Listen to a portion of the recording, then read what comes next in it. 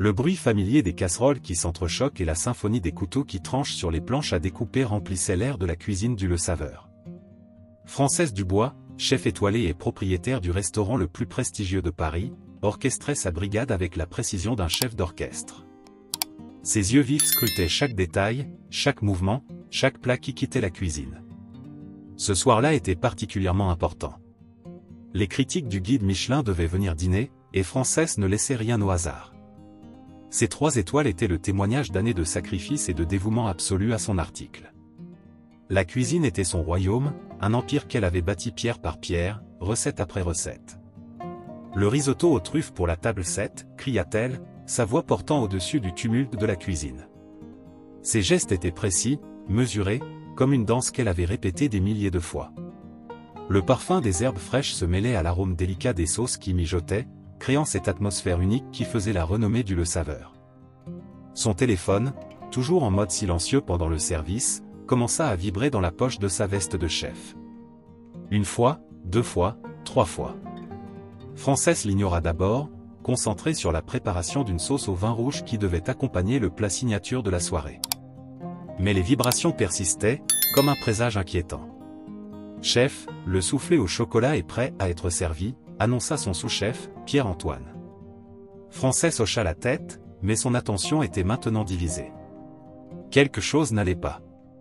Elle le sentait dans ses entrailles, cette même intuition qui l'avait guidée tout au long de sa carrière. Quand elle sortit finalement son téléphone, ses mains tremblaient légèrement. 15 appels manqués. Tous de l'hôpital Saint-Louis. Son cœur se serra. Charlotte, sa fille unique, était la seule personne qui pourrait justifier une telle urgence. Pierre-Antoine, prenez les commandes, ordonna-t-elle, sa voix trahissant une émotion qu'elle tentait de contrôler. Elle s'éloigna vers son bureau, fermant la porte derrière elle. Les bruits de la cuisine semblaient maintenant lointains, étouffés. Le message de l'hôpital était bref mais dévastateur. Charlotte avait eu un accident. Elle était dans le coma. Les mots résonnaient dans sa tête comme des coups de tonnerre. Française s'assit lourdement dans son fauteuil, le souffle coupé. Les critiques du Michelin, les étoiles, la perfection qu'elle poursuivait sans relâche, tout cela semblait soudain insignifiant. Sur son bureau, une photo de Charlotte petite la regardait, souriant avec ses yeux pétillants. Cette photo datait avant que la cuisine ne devienne une obsession, avant que les étoiles Michelin ne prennent plus d'importance que les moments en famille. Française ne se souvenait même pas de la dernière fois qu'elle avait vraiment parlé à sa fille. Dans le couloir, elle entendit le chant distant d'un oiseau. Coco, le canari de Charlotte, qu'elle gardait parfois dans son bureau quand sa fille le lui confiait. Cette mélodie, douce et mélancolique, semblait porter un message qu'elle n'avait jamais voulu entendre auparavant.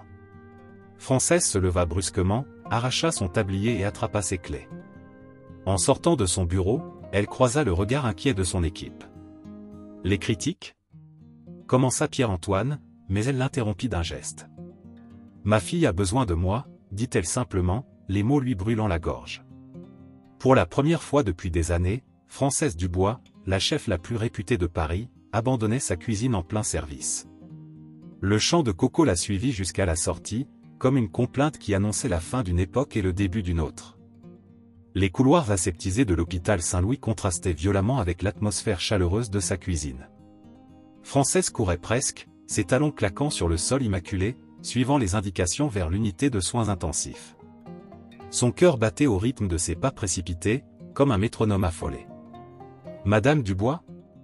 Une infirmière l'interpella, reconnaissant probablement son visage des magazines gastronomiques. Charlotte est stable, mais son état reste critique. Les mots flottaient autour d'elle comme des spectres. Stable. Critique. Ces termes qui, dans sa cuisine, définissaient la perfection d'une sauce, prenaient ici un tout autre sens. En entrant dans la chambre, Française fut frappée par le silence. Seul le bip régulier des machines troublait cette quiétude artificielle. Charlotte gisait là, pâle et immobile, entourée d'un enchevêtrement de tubes et de fils. Ses longs cheveux bruns, si semblables aux siens, étaient étalés sur l'oreiller comme une couronne sombre. « Comment est-ce arrivé ?» murmura Française, plus pour elle-même que pour l'infirmière qui l'accompagnait.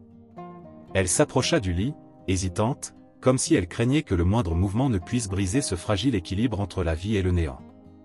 Elle rentrait d'un cours de cuisine, expliqua l'infirmière doucement. On a trouvé des notes de recettes dans son sac.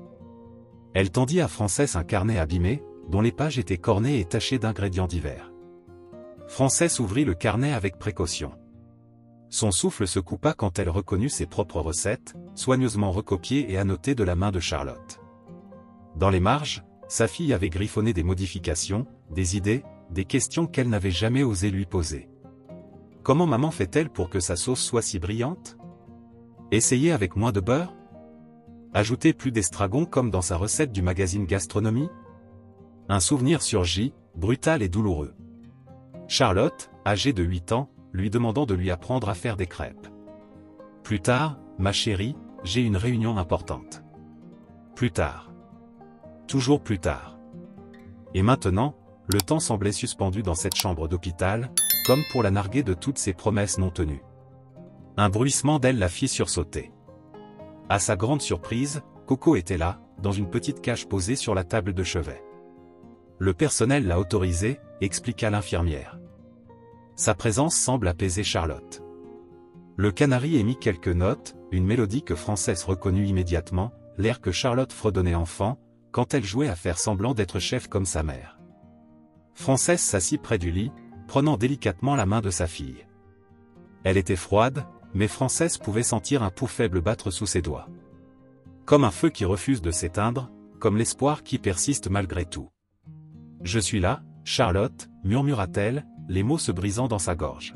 « Je suis là maintenant. » Le « maintenant » résonna dans la pièce comme une accusation. « Maintenant. » Pas avant, quand Charlotte avait besoin d'elle pour ses devoirs, ses peines de cœur, ses rêves d'enfant. Maintenant, quand il était peut-être trop tard. Son téléphone vibra à nouveau. Pierre-Antoine. Le restaurant. Les critiques. Son empire qui vacillait en son absence. Frances regarda l'écran un long moment, puis l'éteignit. Pour la première fois de sa carrière, elle choisissait. Elle choisissait sa fille. Coco entama une nouvelle mélodie, plus douce, presque berçante. Frances ouvrit à nouveau le carnet de recettes de Charlotte, commençant à lire vraiment, à découvrir sa fille à travers ses pages remplies d'amour pour la cuisine. Pour elle. Dans ses notes, ses questionnements, ses adaptations, elle voyait non seulement une passionnée de cuisine, mais aussi une jeune femme qui avait tenté désespérément de maintenir un lien avec sa mère absente. Le soir tombait sur Paris, et les lumières de la ville commençaient à scintiller à travers la fenêtre de l'hôpital. Frances resta là, immobile, tenant la main de sa fille, écoutant le chant de Coco qui semblait tisser un fil invisible entre le passé et le présent, entre les regrets et l'espoir. Le jour se levait sur Paris quand Pierre arriva à l'hôpital. Frances le reconnut immédiatement, même après 10 ans de séparation, sa silhouette élancée et sa démarche assurée n'avaient pas changé. Il s'arrêta net en la voyant, comme surpris de la trouver là, au chevet de leur fille. « Je ne pensais pas que tu pourrais t'absenter de ton restaurant, » dit-il doucement, sans accusation dans la voix, juste une constatation teintée de tristesse. Frances ne répondit pas immédiatement, ses yeux rivés sur Charlotte, toujours immobile dans son lit d'hôpital. Pierre s'approcha, déposant un sac sur la table. Je lui ai apporté quelques affaires, et son journal. Il hésita un moment avant d'ajouter, « Tu sais qu'elle écrit un blog culinaire. » Frances sentit son cœur se serrer. Non, elle ne le savait pas. Comme elle ignorait tant de choses sur sa fille. Pierre sortit un ordinateur portable du sac et l'ouvrit. Elle le tient depuis 2 ans. Les secrets de Charlotte, c'est devenu assez populaire. L'écran s'illumina sur une page magnifiquement conçue, remplie de photos de plats qui auraient eu leur place dans n'importe quel restaurant étoilé. Elle réinvente tes recettes, expliqua Pierre. Elle les adapte pour les rendre plus accessibles, plus personnelles. Regarde. Frances parcourut les articles, découvrant une Charlotte qu'elle ne connaissait pas. Chaque recette était accompagnée d'une histoire, d'un souvenir. Le soufflé au chocolat de maman, version souvenir d'enfance, disait l'un des titres.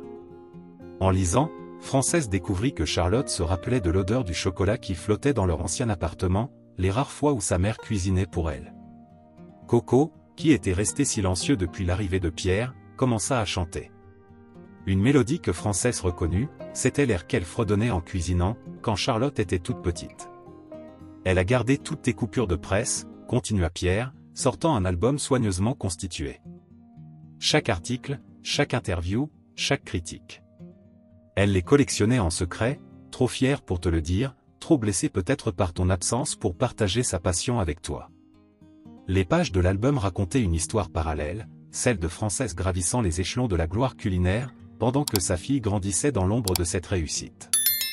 Des photos d'elle recevant ses étoiles Michelin côtoyaient des bulletins scolaires de Charlotte, des critiques dithyrambiques du Le Saveur voisinaient avec des dessins d'enfants représentant une petite fille et sa maman en toque de chef. Le soir de l'accident, dit Pierre, sa voix se brisant légèrement, elle revenait d'un cours de pâtisserie avancée. Elle voulait te surprendre, Frances. Elle préparait quelque chose de spécial pour ton anniversaire. Frances ferma les yeux, submergée par l'émotion. Son anniversaire. Elle l'avait presque oublié, trop préoccupée par la venue des critiques du Michelin. Combien d'anniversaires de Charlotte avait-elle manqué pour ces mêmes critiques? Elle ne t'en a jamais voulu, tu sais, ajouta Pierre doucement. Elle était même fière de toi, à sa façon. Mais elle aurait aimé partager tout ça avec toi, pas seulement te regarder de loin. Coco reprit son chant, plus mélancolique cette fois. Frances se leva et s'approcha de la cage. Le petit oiseau la regarda fixement, comme s'il portait tous les secrets de ses années perdues. « C'est toi qui lui as offert ce canari ?» demanda-t-elle à Pierre. « Non, répondit-il. C'est elle qui l'a acheté, le jour où elle a décidé de commencer son blog. Elle disait qu'il lui rappelait les matins où tu chantais dans la cuisine, avant que les étoiles ne deviennent plus importantes que tout le reste. » Ces mots touchèrent Frances comme un coup de couteau. Dans sa quête de perfection culinaire, elle avait oublié la saveur la plus importante, celle des moments partagés avec sa fille. Le téléphone de Frances n'arrêtait pas de vibrer. Pierre-Antoine, son sous-chef, tentait désespérément de la joindre. Le restaurant était en pleine tourmente, les critiques du Michelin avaient laissé des commentaires mitigés suite à son départ précipité, et les réservations commençaient à s'annuler. Son empire culinaire, bâti avec tant de sacrifices, montrait ses premières fissures. « Tu devrais peut-être y retourner », suggéra Pierre, observant son ex-femme lutter contre elle-même. « Charlotte ne voudrait pas que tu perdes tout ce que tu as construit. » Frances secoua la tête, ses yeux fixés sur le blog de sa fille ouvert sur l'ordinateur. Elle lisait chaque article, chaque commentaire, découvrant une Charlotte qu'elle n'avait jamais pris le temps de connaître. Un post en particulier retint son attention, la cuisine de maman, ce que les étoiles ne voient pas. Beaucoup pensent que la cuisine étoilée est une question de technique parfaite, de produits d'exception et de présentation impeccable, avait écrit Charlotte. Mais ce qu'ils ne savent pas, c'est que les meilleurs plats sont ceux qui racontent une histoire. Ma mère excelle dans l'art de transformer des ingrédients en émotions. J'aimerais juste qu'elle comprenne que parfois, les émotions les plus précieuses ne se trouvent pas dans une assiette. Coco émit quelques notes douces, comme pour souligner ces mots. Frances se leva et s'approcha de la fenêtre, observant Paris s'éveiller. Les premiers rayons du soleil caressaient les toits de la ville, donnant au bâtiment haussmannien des teintes dorées qui lui rappelaient ses sauces au beurre noisette. « Elle a ton talent, tu sais, » dit Pierre, feuilletant l'album photo. « Mais elle y ajoute quelque chose que tu as peut-être oublié en route, le cœur. Regarde ses recettes, Frances. Elle ne cuisine pas pour impressionner, elle cuisine pour connecter. » Sur le blog, Frances découvrit des dizaines de commentaires de lecteurs touchés par l'approche de Charlotte. « Vos recettes m'ont réconcilié avec la cuisine de ma grand-mère, » disait l'un. « Grâce à vous, j'ai osé réinventer les plats de mon enfance, » écrivait un autre. Le bip régulier des machines se mêlait au chant de Coco, créant une étrange mélodie qui semblait raconter toutes ces années perdues. Frances s'approcha du lit de Charlotte et prit sa main, remarquant pour la première fois les petites cicatrices de brûlure sur ses doigts, les marques d'une passionnée de cuisine, comme les siennes. « Le jour où tu es parti, » commença Pierre, hésitant, « elle a passé des heures dans la cuisine à essayer de reproduire ton poulet aux morilles. Elle avait à peine 12 ans. Elle disait que si elle réussissait à le faire aussi bien que toi, tu reviendrais peut-être à la maison. » Les larmes que Frances retenait depuis des heures commencèrent à couler silencieusement. Elle se souvenait de ce poulet aux morilles, c'était le plat qui lui avait valu sa première étoile Michelin. Mais elle n'avait jamais su que sa fille avait essayé de le reproduire, cherchant désespérément à maintenir un lien avec elle à travers la cuisine. Coco entama une nouvelle mélodie, plus vive cette fois. Frances reconnut l'air d'une chanson que Charlotte chantait enfant, quand elles cuisinaient ensemble les dimanches, avant que la quête des étoiles ne consume tout son temps et son attention. Elle n'a jamais abandonné, tu sais, murmura Pierre. Même quand tu manquais ces spectacles d'école, ces remises de diplômes, elle continuait à suivre ton travail, à étudier tes techniques, à rêver du jour où vous pourriez partager une cuisine ensemble. Le téléphone vibra à nouveau. Cette fois, c'était un message du guide Michelin. Ils envisageaient de retirer une étoile au Le Saveur. Frances regarda l'écran pendant un long moment, puis son regard se posa sur le visage paisible de sa fille. Pour la première fois de sa vie, les étoiles semblaient perdre de leur éclat. Le matin du 5e jour, Pierre-Antoine se présenta à l'hôpital, l'air épuisé et préoccupé. « Chef, dit-il doucement, le restaurant. » Il s'interrompit en voyant Frances assise près de Charlotte, un vieux cahier de recettes sur les genoux. « Je sais, » répondit-elle sans lever les yeux. « Les critiques, les réservations, les étoiles. » Sa voix était calme, presque détachée. Entre ses mains, le cahier de Charlotte racontait une autre histoire, plus importante que toutes les étoiles du guide Michelin. « C'est plus que ça, » insista Pierre-Antoine. « Les investisseurs menacent de se retirer. Sans vous, Le Saveur pourrait. » Il laissa sa phrase en suspens, mais le message était clair. Son empire culinaire était sur le point de s'effondrer. Coco, qui somnolait dans sa cage, se réveilla soudain et commença à chanter. Cette fois, sa mélodie était différente, plus claire, plus déterminée. Frances reconnut l'air, c'était la chanson que Charlotte fredonnait en cuisinant, selon son blog. « Regardez, » dit-elle à Pierre-Antoine, lui tendant le cahier. « Ma fille a créé quelque chose de plus précieux que tout ce que j'ai construit. Elle a compris ce que j'avais oublié, la cuisine n'est pas une question de perfection, c'est une question d'amour. » Les pages du cahier révélaient des années d'apprentissage solitaire. Charlotte avait méthodiquement déconstruit chaque recette de sa mère, les transformant en quelque chose de nouveau, de plus accessible, tout en préservant leur essence. Sauce hollandaise de maman, version réconciliation, disait une note. Ajout de zeste d'orange, comme dans mes souvenirs d'enfance. Mais chef, protesta Pierre-Antoine, votre réputation, votre héritage. Frances se leva lentement, s'approchant de la fenêtre. Paris s'étendait devant elle, la ville qu'il avait couronnée reine de la gastronomie. Mon véritable héritage est là, dit-elle, désignant Charlotte. Et je ne l'ai jamais vraiment vu jusqu'à maintenant. Elle sortit son téléphone et, pour la première fois depuis des jours, composa un numéro. Allô, Marc ? Oui, c'est Frances Dubois. J'ai besoin que vous organisiez une conférence de presse.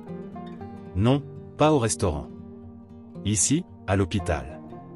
Pierre-Antoine la regarda avec incompréhension, mais Frances avait pris sa décision. Elle s'approcha de Coco, qui la fixait de ses petits yeux brillants. « Tu avais raison, » murmura-t-elle à l'oiseau. « Il est temps de changer la recette. » Les heures suivantes furent un tourbillon d'activités. Les journalistes s'installèrent dans une salle de conférence de l'hôpital, intrigués par cette convocation inhabituelle. Les rumeurs sur la possible perte des étoiles du Le Saveur circulaient déjà. Frances resta auprès de Charlotte jusqu'au dernier moment, tenant sa main, écoutant le chant de Coco qui semblait plus significatif que jamais. Dans le cahier de sa fille, elle avait trouvé une dernière note qui avait tout changé. Un jour, maman comprendra que les véritables étoiles ne sont pas celles qu'on accroche au mur, mais celles qu'on garde dans son cœur. Quand elle entra dans la salle de conférence, le silence se fit immédiatement. Les caméras se braquèrent sur elle, attendant l'annonce qui sauverait ou condamnerait Le Saveur. Frances prit une profonde inspiration, le chant de Coco résonnant encore dans sa mémoire. Ce qu'elle s'apprêtait à dire changerait tout, mais pour la première fois depuis longtemps, elle savait exactement où était sa place. Dièse chapitre 6, l'essence des étoiles, mesdames et messieurs, commença Frances, sa voix résonnant dans la salle de conférence. Pendant 20 ans, j'ai poursuivi les étoiles. J'ai transformé Le Saveur en temple de la gastronomie. Mais aujourd'hui, j'ai découvert une autre cuisine, une cuisine que ma fille Charlotte pratique depuis des années dans l'ombre de mes étoiles Michelin. Elle fit une pause, sortant le cahier de recettes de Charlotte. Ma fille a compris ce que j'avais oublié, la vraie cuisine parle au cœur avant de parler aux papilles. Dans la chambre d'hôpital, retransmise sur un écran dans la salle de conférence, Coco commença à chanter. Sa mélodie, claire et pure, accompagnait les paroles de Frances comme une douce validation. Je ne ferme pas Le Saveur, poursuivit-elle, provoquant des murmures de soulagement dans l'assistance. Je le transforme. À partir d'aujourd'hui, chaque recette du restaurant sera une collaboration entre ma technique et l'âme que Charlotte insuffle dans sa cuisine. Elle ouvrit le cahier de sa fille. Voici notre nouveau menu. Les classiques du saveur, réinventés avec l'amour d'une fille pour sa mère. Plus accessible, plus personnel, mais toujours exceptionnel. Et une partie des bénéfices financera une école de cuisine pour les jeunes talents qui, comme Charlotte, croient que la gastronomie est avant tout une histoire de cœur. Les journalistes griffonnaient frénétiquement, tandis que les photographes capturaient ce moment historique. Française Dubois, la chef la plus étoilée de Paris, changeait les règles du jeu. Les étoiles Michelin sont une reconnaissance extraordinaire, continua-t-elle, mais j'ai compris qu'il existe des étoiles plus précieuses encore. Elles brillent dans les yeux de ceux qui cuisinent par amour, qui partagent leur passion sans compter, qui transforment de simples repas en moments inoubliables. Soudain, un bruit provenant de l'écran attira l'attention de tous. Dans la chambre d'hôpital, Charlotte venait de bouger. Ses doigts avaient légèrement serré la main de Pierre, qui était resté à son chevet. Française s'excusa auprès des journalistes et courut vers la chambre de sa fille, suivie par les caméras qui captaient ce moment imprévu. Quand elle arriva, le chant de Coco était plus fort que jamais, comme s'il appelait Charlotte à revenir. Lentement, comme si elle émergeait d'un long rêve, Charlotte ouvrit les yeux. Son regard croisa celui de sa mère, et un faible sourire se dessina sur ses lèvres. « J'ai senti l'odeur de ta sauce aux morilles », murmura-t-elle d'une voix à peine audible. Française éclata en sanglots, serrant la main de sa fille. « Non, ma chérie, dit-elle doucement. C'est ta version. Celle avec le zeste d'orange. Je l'ai fait préparer ce matin dans la cuisine de l'hôpital, d'après ta recette. » Pierre-Antoine, qui était resté dans l'embrasure de la porte, confirma d'un signe de tête. Il avait suivi à la lettre les instructions du blog de Charlotte, préparant ce plat qui représentait tant pour la mère et la fille. « Le saveur t'attend, » dit Française, caressant les cheveux de sa fille. « Nous allons le transformer ensemble. Tes recettes, mon expérience. Une nouvelle étoile va naître à Paris, plus brillante que toutes celles que j'ai pu gagner jusqu'ici. » Coco émit une dernière note, longue et claire, comme pour sceller cette promesse. Dans la cage, l'oiseau semblait plus vivant que jamais, témoin de cette renaissance où l'amour avait finalement triomphé de l'ambition. Les journalistes, émus, captaient cette scène qui marquait non seulement le réveil de Charlotte, mais aussi celui de Française à l'essentiel. La chef étoilée avait enfin compris que la plus belle des récompenses n'était pas accrochée au mur de son restaurant, mais dans les yeux de sa fille qui brillaient maintenant de joie et d'espoir.